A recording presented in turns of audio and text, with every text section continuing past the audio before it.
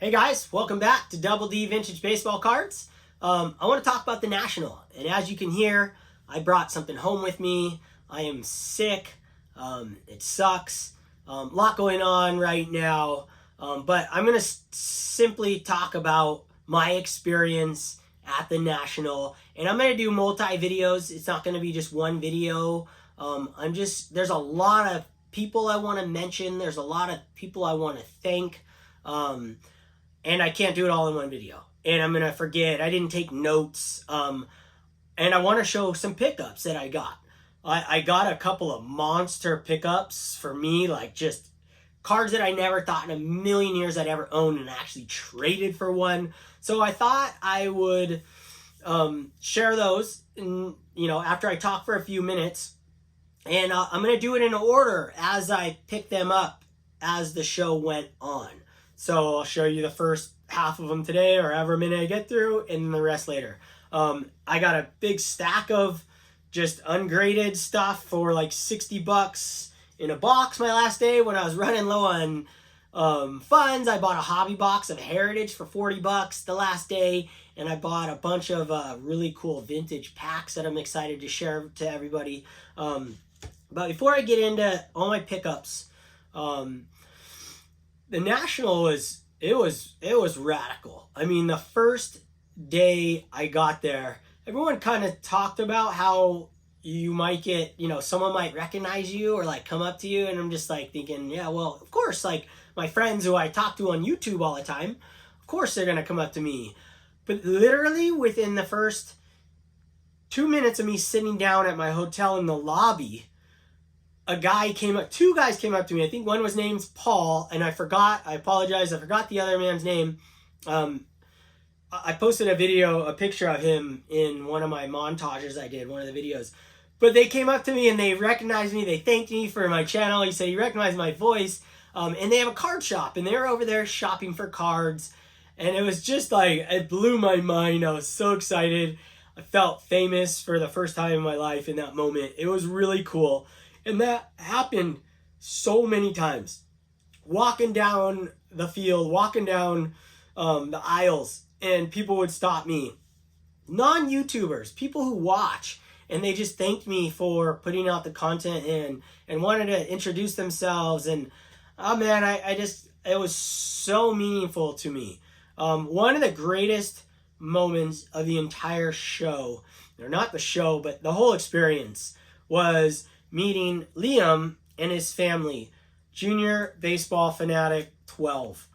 I was at the meet and greet on Thursday, and his whole family came up to me, his mom and his dad, and they introduced themselves to me and said they watched my channel, and his mom and Liam and his dad was there, but those two specifically, excuse me, were just like really fired up to meet me, and I was in shock. It was just so meaningful, and he brought me a gift, my favorite, cards of all time, the MVP series from 75 Tops.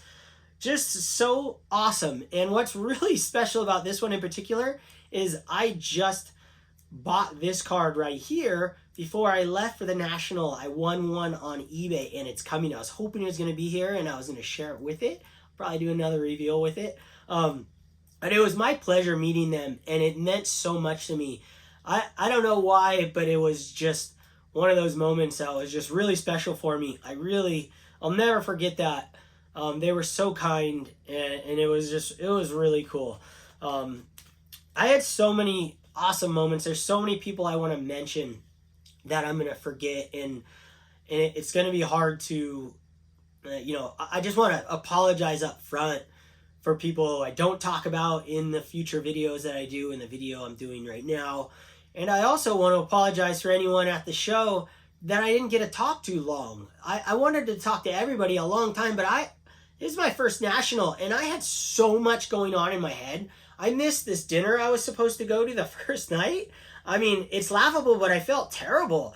I was supposed to be at the Hobby News Daily, Danny Black's dinner at 8 o'clock, and I knew it, and I knew it, I told everybody I was going, 8 o'clock hit, I was in the show, and I was with Ken and Adam, and I had no idea what time it was. It was just so much going on, and by then it was too late. I was stressing out, and so I blew it on that, and it's like I was really bummed out about that, and I felt so bad.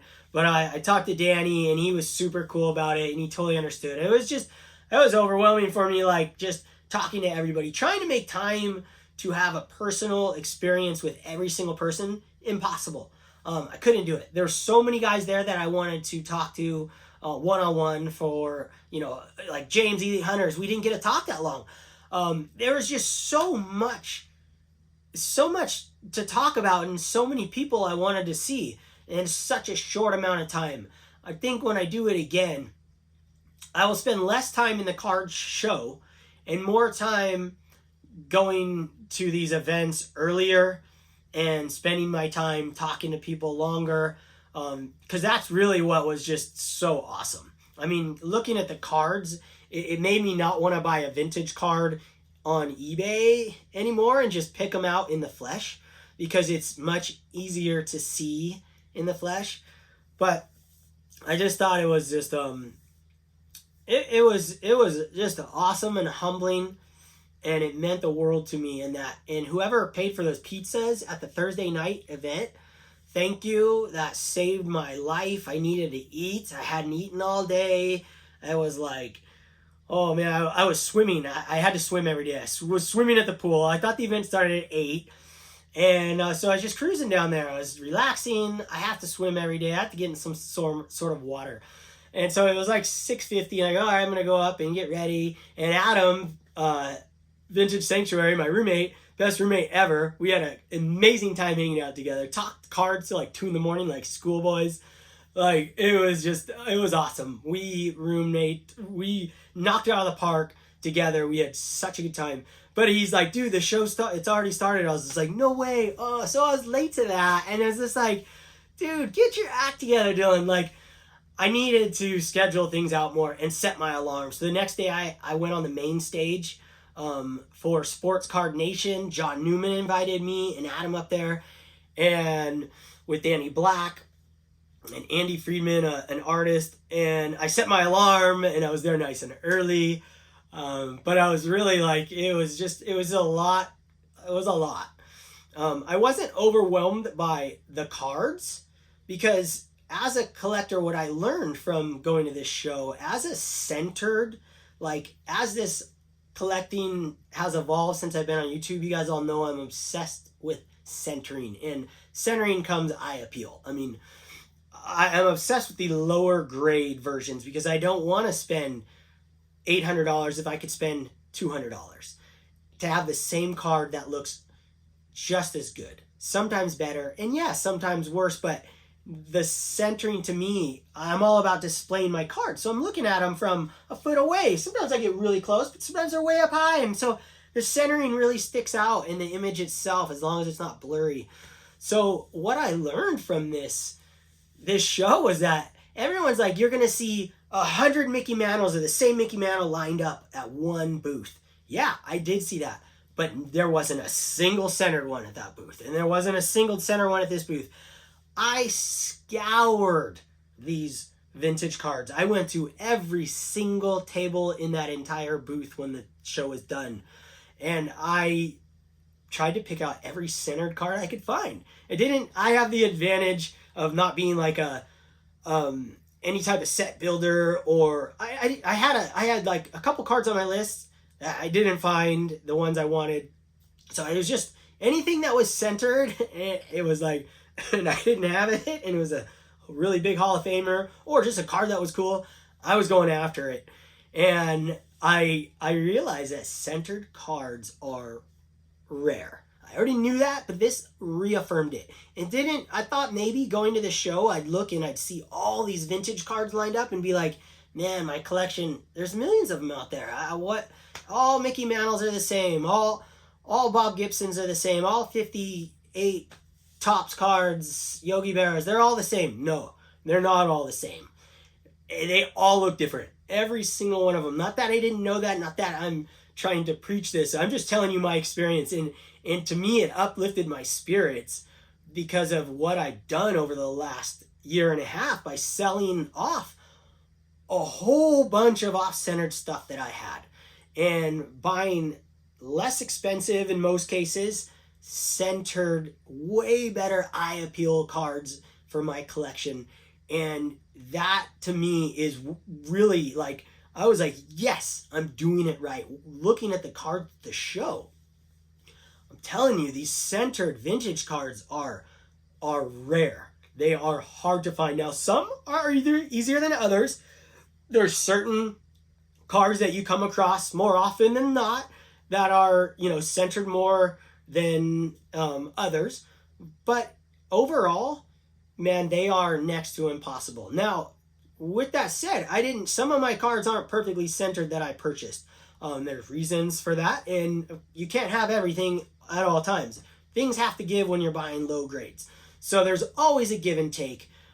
But eye appeal overall is always the most important. And for me, I really have embraced that appeal of that. And of course, included in that is the price you're paying for these cards.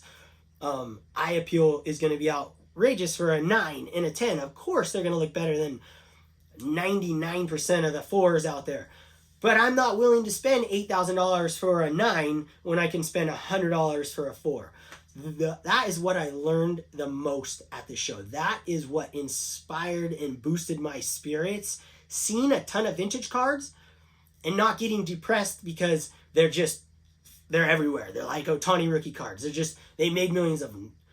They may have made millions of these vintage cards, but they're not all created equal. I mean, it was fascinating. It was hard to find these things. And I felt like I bought every single centered vintage card I could find in a lower grade. So without further ado, I want to, before sharing all these other stories and the cards that people gave me, the meaningful things that happen, like Mark right here, Rue Dog, like I'm going to blaze into these moments in other videos. I'm just going to zoom you guys in and show you guys some of the cards that I picked up, because that was really fun for me, and I wanted to share some of these cards. So I'm going to pause it. All right, welcome to the close-up view. Okay, this is where I have the most fun right here. I get to show you guys some of these super sicko pickups. Before I do that, I want to make sure I give a shout out to Mark, Rue Dog. I mean, he presented me this at the Thursday night, and he got this, came with a game, like it was given out at a game, I believe, or purchased at a game. I have the ticket to the game. Dude, I don't know how on earth I don't know how on earth he found this thing.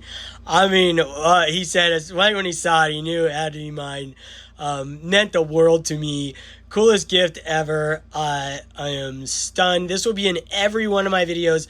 I showed a picture of this to my wife. She hasn't seen it yet because I'm quarantining myself from my wife because family things going on. So this is like just so freaking awesome. Mark, thank you. I mean, I love it. I appreciate this so much. And this will be in all my videos. So pretty cool. And then I wanted to give another thank you before I forget. I'm just like walking along and I met up with my buddy Adam right here, Splendid Sports, and Theo and Matt and Dave. We all got separated, so I was hanging out with Ken and Adam Vintage Sanctuary before this, or maybe it was just Ken. And so I met up with these guys, and Adam brings this card up to me and goes, "Here, I got you something." I was like, "All right, what is it?" What? Blew my mind. He got me a Yount rookie autograph, perfectly centered.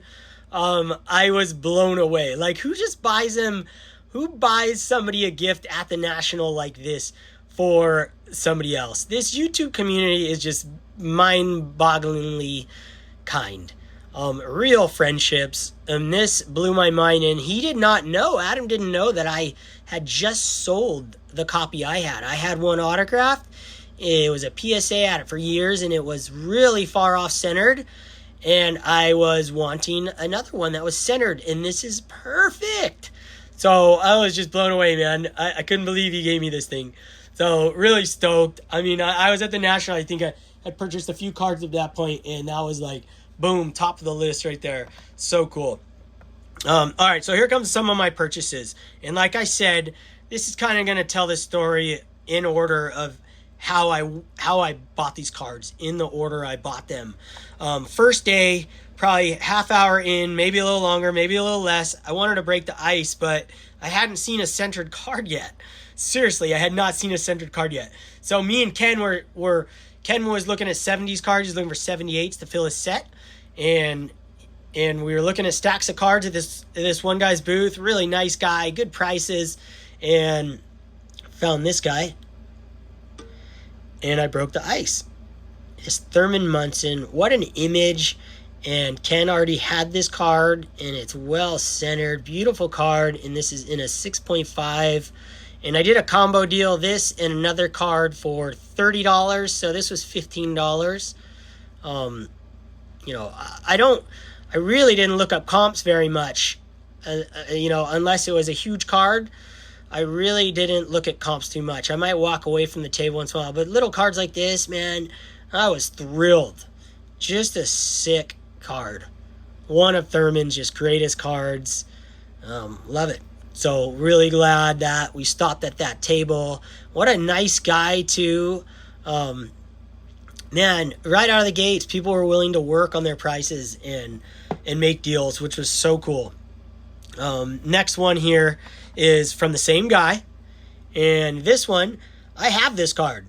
I have multiple copies of this card, but I do not have one centered. This card is like a unicorn to find centered. This Rod Carew 1975 Topps is impossible to find centered. I mean, you guys might laugh out there because it's just a 75, you know, Rod Carew. But these don't come centered. These are always miscut. And it was centered. And you know what? So many of the dealers were not onto the whole centering thing yet. And so many people purchasing. I think that's still a YouTube thing. Prices were based off comps. A PSA 7 was a PSA 7 and a 4 was a 4. There were some dealers onto the, you know, some of the dealers were keen to it and had their prices higher for centered versions. But for the most part, I found that they didn't have any more higher comps on the centered stuff than they did on the off-centered stuff. This is stunning, perfect for my collection, and it broke the ice for me. I was really thrilled to get these two cards out of the gate and like the monkey off my back, because I was like nervous, man. I think I was an hour in, and I hadn't seen a centered card or a card that I wanted to buy, and there's vintage everywhere, loads. You know, at my, you know, I always talk about in Kauai, we have 2 vintage tables, and I bought all the cards from the guys. So I couldn't find anything I wanted yet. And I dug through his pile, and those 2 I came up with. So really glad to add those 2. Great, easy purchase. Next one's basically a comma card right there anyways. I'm trying to remember what I paid. I want to say $875, in the 800 range. Something like that. Ken was with me. He would know for sure. But this card is awesome. Now, this card's really cool because I wasn't expecting, I didn't go into the show looking for this card. This was probably about, I'd say 4 to 5 hours into the show. Oh, I guess it was the first day, so it felt like 4 to 5 hours, but maybe 2.5 hours into the show, and we had saw one of these. He was looking for this card, and we saw one of these earlier in a 2.5, and it was pretty nice. It was off-centered, but I wasn't planning on buying this card, but I couldn't stop thinking about it. And we actually went back to that booth where I saw the original one, I think 3 times to relook at it. And then we were looking up comps and, you know, a bigger card. I wanted to look up the comps, see where we're at. And so I started looking at all the cards on everyone's tables. And then I found this one. We both looked at it and we go, oh, that one's nice. And this is the 1953 Topps. Satchel Paige, the only Topps card of Satchel Paige. and an iconic card at that. And this is in a glorious old school SGC3. Really nice example. There is a dot right there, which, you know, when you're looking at the card, we both looked at it for a long time, but I don't know, we didn't really notice that dot. But I am fine with that dot. It's really, this thing's almost, I would say, pretty much perfectly centered. The colors are really nice. Really, really fantastic looking 3. And I think my whole goal on collecting vintage cards, it's not like this is the best looking Satchel Paige card in the world. You know, of course not. But for a 3, this is really good looking. And when someone looks at my collection, I want them to tell me that is a really good looking card for the grade. And that's what means something to me.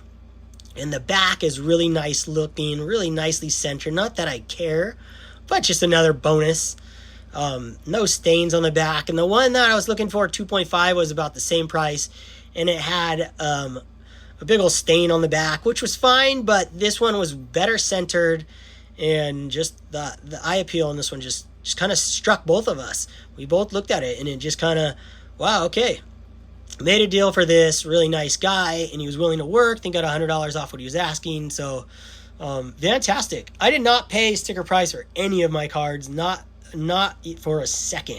In fact, I was really, really hard on pricing.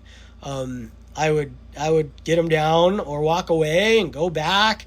I mean, the card you see right here in the corner here, I went back and looked at it 3 times and tried to get him to go lower. He had it at $75, and the eye appeal was really nice when you're, you know, at this far away. Like, I wanted it for my display, and I've always wanted that card, but I didn't want to spend $150 for a 4.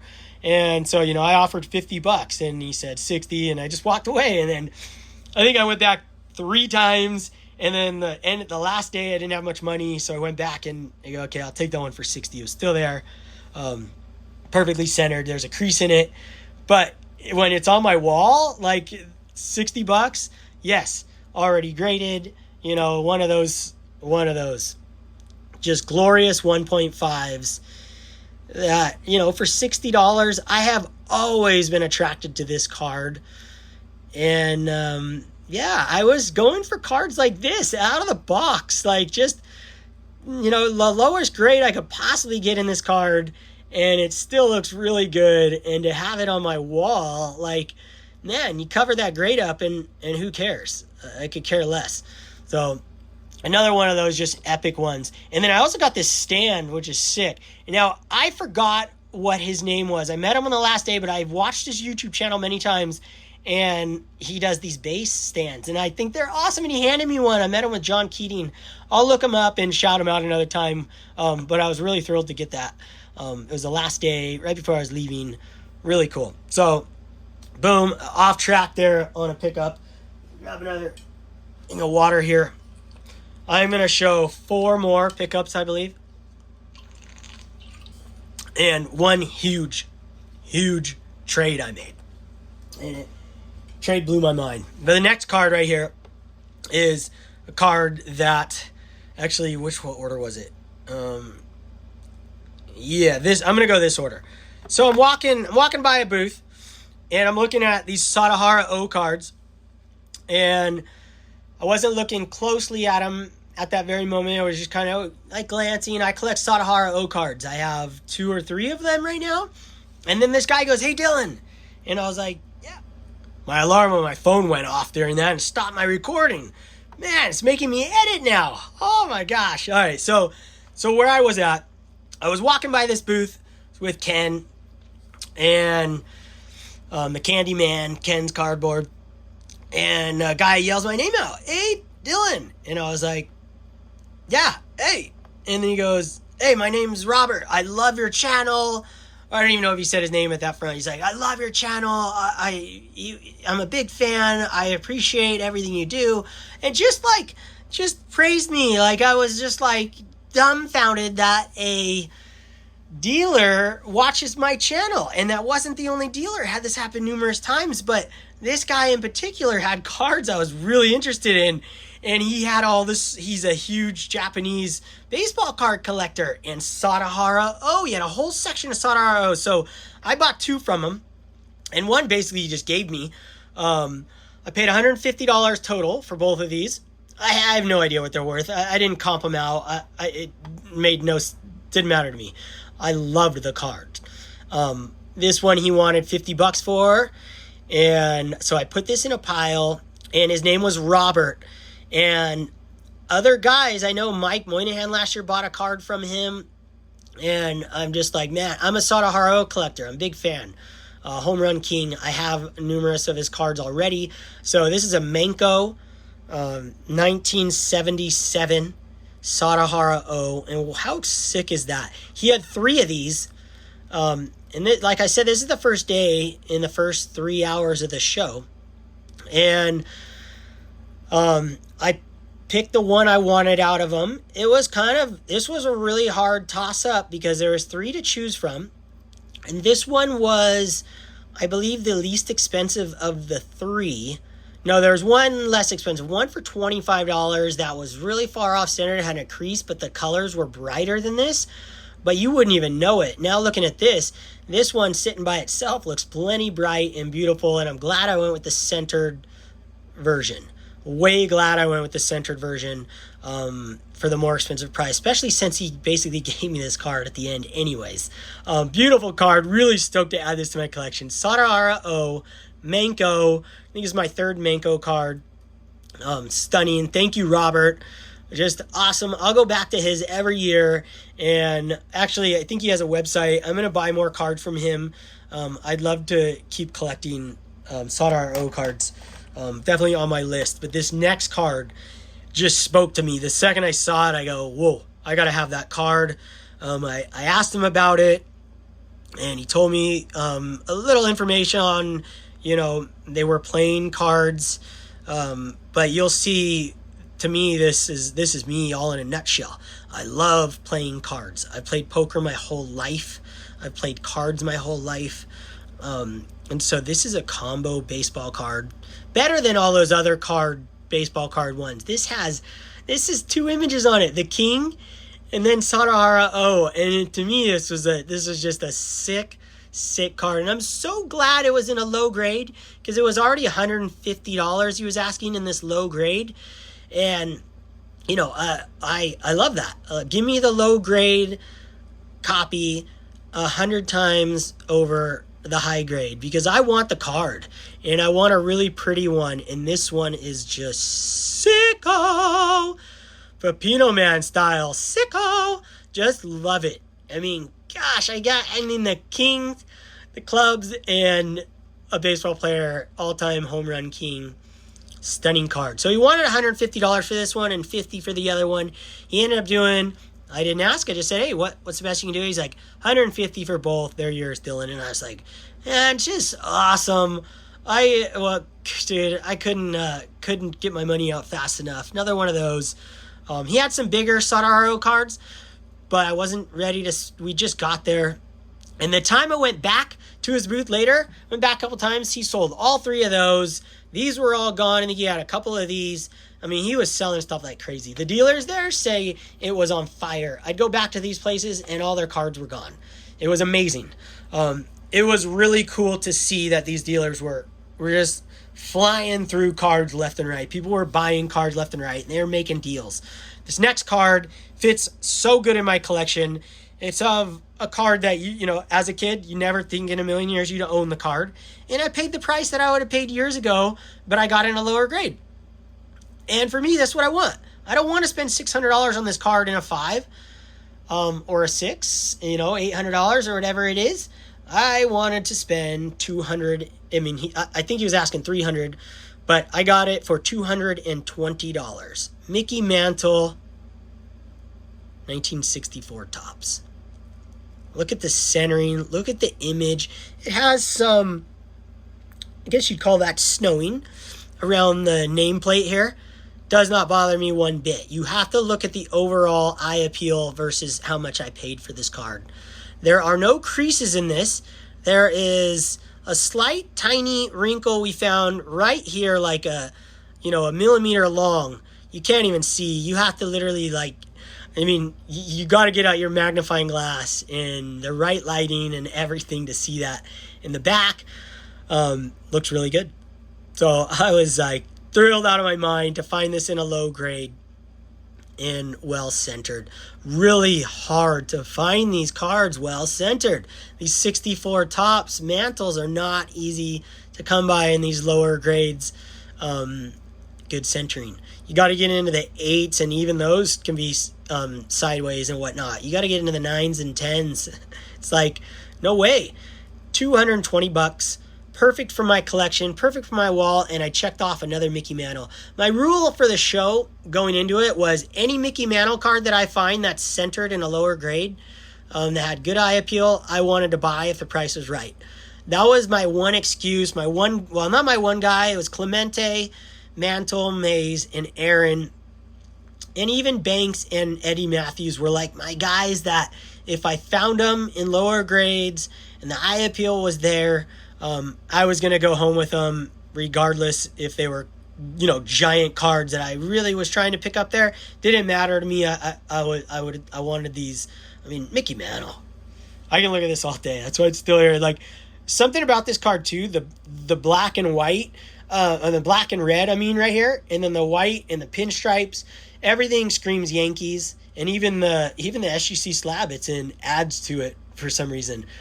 I wish I could have these with no numbers on them, because you would never know on the wall what these were. You take those numbers away, you put them the size of the PSA grades. I would way rather that.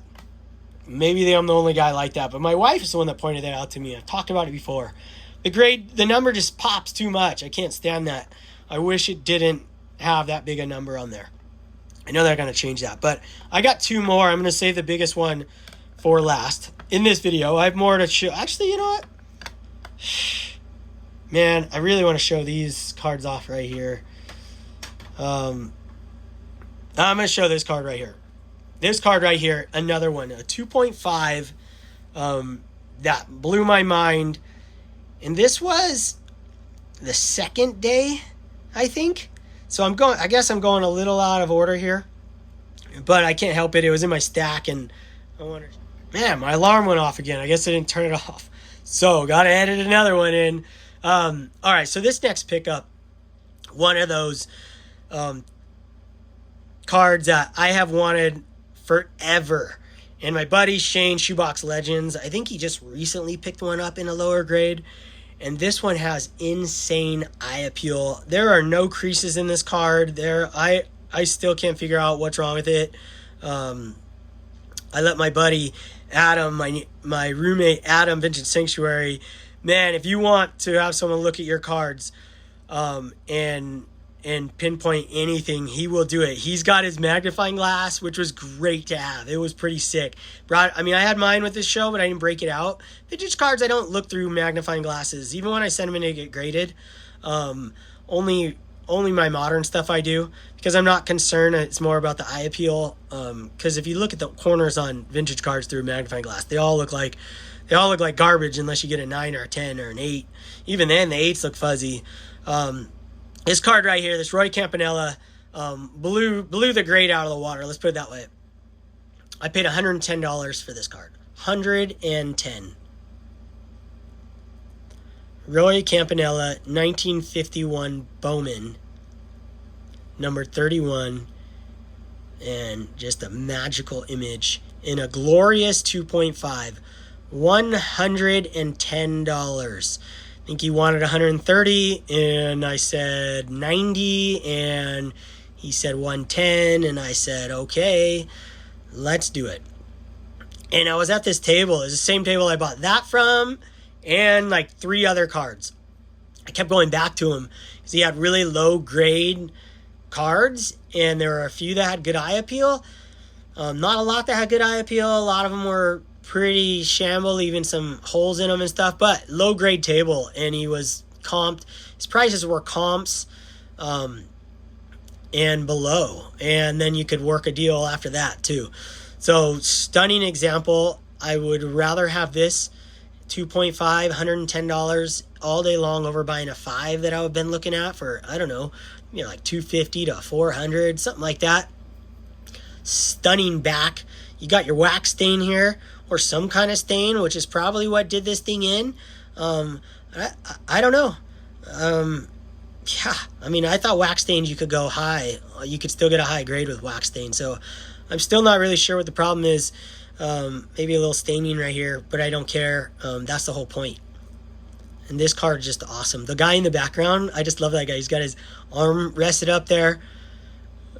I wonder if the guy who drew this, the artist, added this guy, or was he in the back on the original photo? I'd love to see it. Maybe someone knows. Campy stuff is so inexpensive, it's unbelievable. A guy that you can get, I think he has 3 MVPs. A guy you can get for nothing. 1951, I'm about to show something else in 1951. That's just outrageous. And this bad boy right here. Man, stunner. So really, really stoked on that one as well, as you can tell. Last one here for this video. This was a trade, and this was a heavy, heavy hitter right here. Now, this card I'm going to show you guys, I had a box of cards I brought to the show, all off-centered.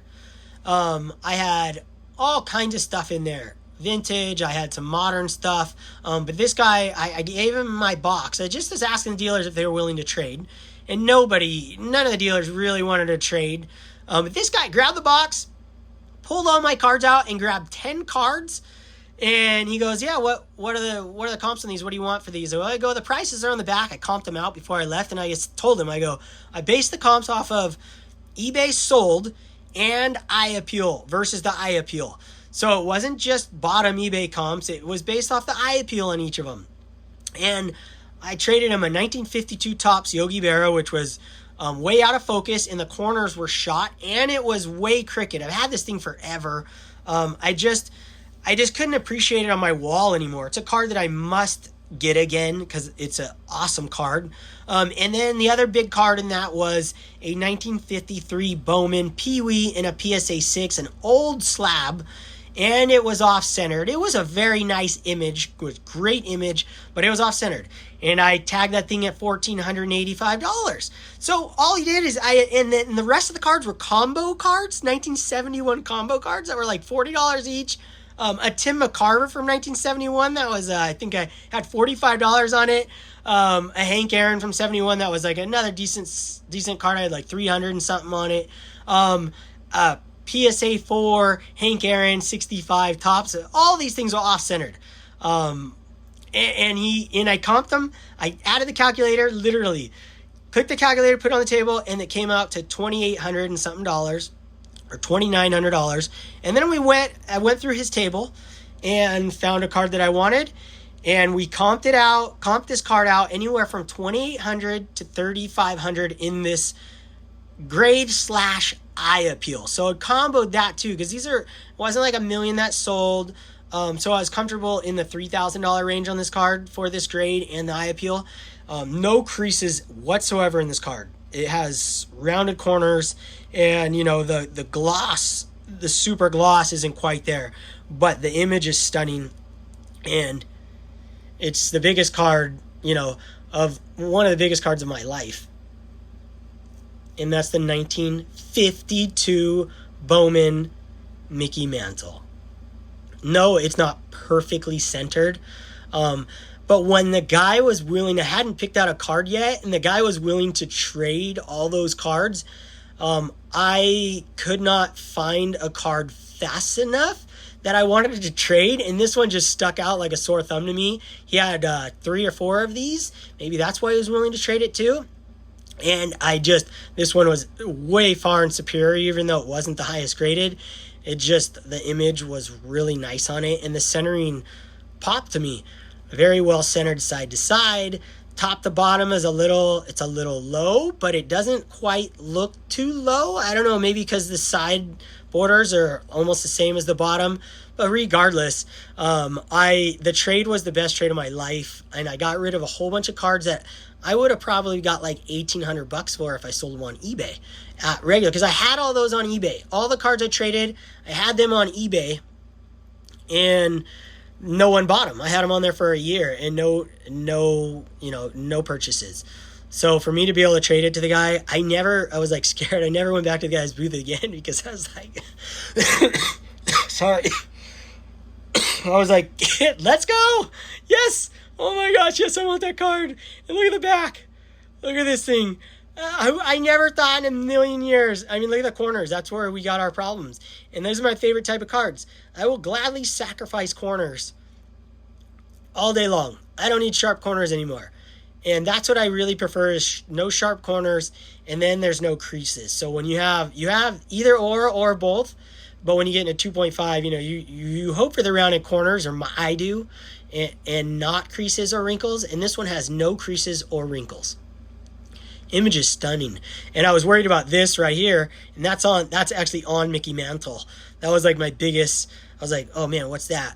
And so when we looked up comps, I was looking at the other ones as well, and that's on all of them.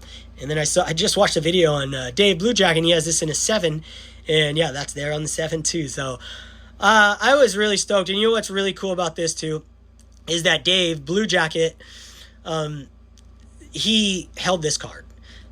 He wasn't there when I bought it, but I shared this with him. He asked me if I had any pickups. He came up to me and introduced himself, him and his son, and it was a fantastic 10-minute conversation with him. I'm talking cards, talking Marvel cards that he used to collect and all kinds of cool stuff. And I showed him this card, and he was so genuinely thrilled for me, and you could see it on his face. And he's like, I swear he gave me another hug right then. Just like, it meant the world to me, like maybe the greatest Mickey Mantle collector of all time. And he just he's held this card in his hand. In 1952, when I was a kid, this was his rookie card. So in my mind, I have his rookie card right here, this is the poor man's rookie card. It's not, but in my childhood mind. So never thought I'd own it. And just the thrill overall. And so I traded those cards, and the guy wanted $200. So I forgot to add that I had to add $200. So I couldn't pull out the $200 fast enough. And even is like, well, I need the 200 because, the comps are a little higher on the Mantle on some, and the eye appeal's good. And I'm just like, I wasn't going to argue with him. I was like, yeah, no problem. $200. I got to save my budget for some other cards that I'm going to show you in the future that are pretty dang big. And some smaller, incredible eye appeal cards. So a stunner, and I'm really proud to own this card, a dream card for me, and one that wasn't on my list. And because I never thought I'd actually be able to afford it, and it just never crossed my mind because of that.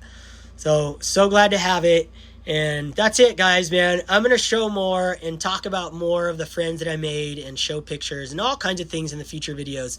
This one was already long enough, my standard length of probably 30 minutes. I hope you guys enjoyed me talking, rambling on about the experience at the National, mainly about cards and how my collection has morphed and how I just affirmed the way I'm going and the route of centered, high eye appeal, low grades. For me, that's where the rarity comes in. It's so hard to find low grades that look good. It's so hard to find centered vintage. So hard. So thanks, guys, for watching, and I hope everyone at the National can understand if I didn't have long conversations with you. So many guys I want to talk about. So many guys that I met, and I'm like, oh, I'll talk to you guys later, and I never got to talk to them later in deep conversations, and I feel horrible about it because I wanted to talk to them. So everybody out there, thanks for watching, and until next time, I got some insane videos coming up because I got some mail from, shout out to my buddy Joe for Soft Corners right before I left. I haven't opened what he gave me. I have a huge story to tell about that. I got a reverse TTM from Brett Butler, who I met in my wife's art booth. He sent me a whole bunch of stuff. I've got a huge SGC reveal with me and my nephew's cards. But right now I'm sick, and I got life stuff is really really intense right now. So I just wanted to make sure I shared something right now with you guys because I wanted to look at these cards up close and tell you guys all about them. So, okay, I'll talk to you guys later. You.